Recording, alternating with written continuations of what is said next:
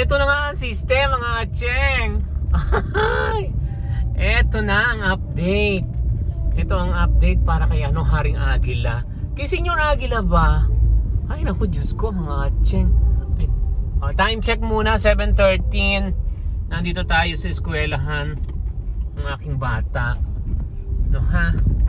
So ito na nga. Ito na nga ang update mga Cheng. Ay! Diyos ko Lord. Uy, sandali lang. Ang daming sasakyan talaga dito. Alam niyo bang bawal mag-park dito, pero sa sobrang dami na nagkakabuhol-buhol na, pinayagan na nila dito. Ito kasi yung pa-exit. Ay, na Diyos ko mga Cheng. So ito na nga ang system mga Cheng. Alam niyo ba, latest? Ay, Diyos ko. Ang Haring Agila. Si Senyor Pacheco. Si Senyor Agila ng Socorro. Ay naku, Diyos ko Lord. Ito ang maganda. Bongga, sang-ayon sa aking bubuhit. Ay, bongga talaga. Diyos ko. Dinalaw na daw siya ng kanyang papa. Ay, at wag ka. Yung palang kanyang papa ay isa sa mga leader ng kanyang army. Ay! Grabe! Bato-bato ang katawan. Tsaka hindi lang basta bato-bato. Talo si Bato de la Rosa. Pogi daw. Ay! Grabe! Grabe siya. Oo, totoo. Sang-ayon sa aking bubuhit yan sa Senado. O di pa. Paakyat kasi ito kaya nahihirapan ang makina.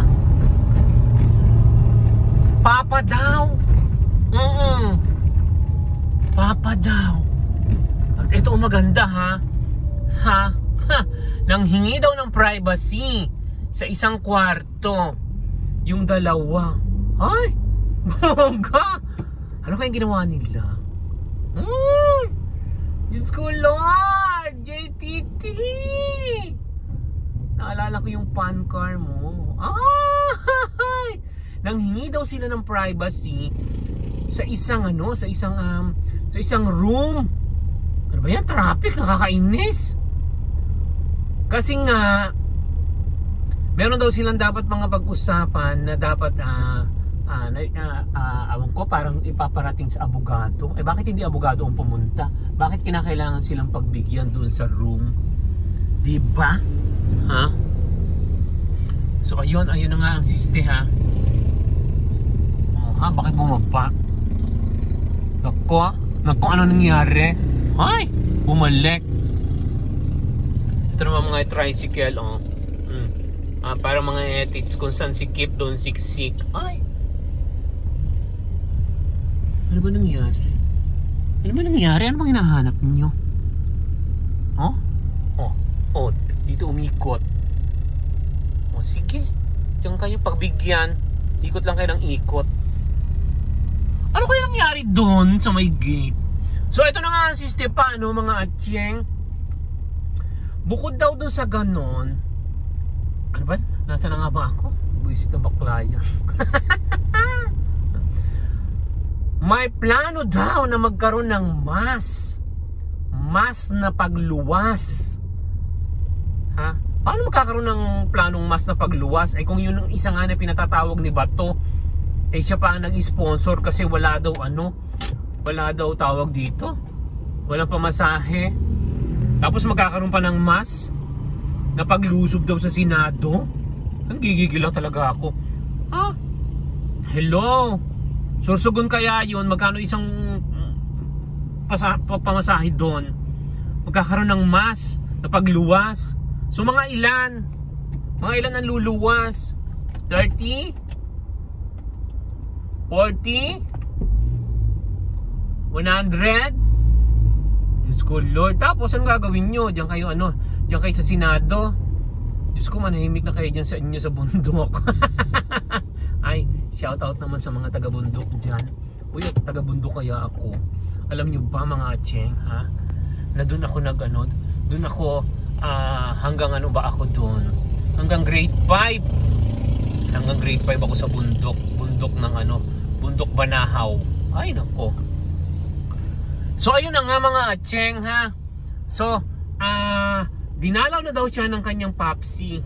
Ay nako ha. At saka, wag ka matangkad ha. Matangkad daw. Matangkad. Pero medyo kayo manggi daw. Siyempre mataas ang gupit nun kasi isa sa mga sundalo niya. Pagkatapos nun, ang sisti pa, yun nga, nagpunta sila sa isang room. Bigyan daw sila ng privacy. Ay, bongga talaga. Tapos ano pa nga ba?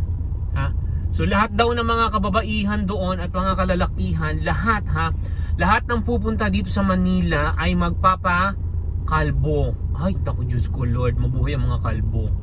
Ay, so yun ang balita ha. Magpapakalbo daw sila lahat. Pagkatapos sabay-sabay silang pupunta dito sa city, sa Senate. Ay, bahala kayo. Baka ikulong kayo lahat doon. So ayun ha. Ayun lang po mga Acheng ang ano ha, yun ang bago ha. Magkakaroon ng mass na pagpunta rito. Pagkatapos, hindi na daw sila magpapapasok. Hindi na sila magpapapasok ng kung sino mang mag-iimbestiga sa kanila. Ay ano?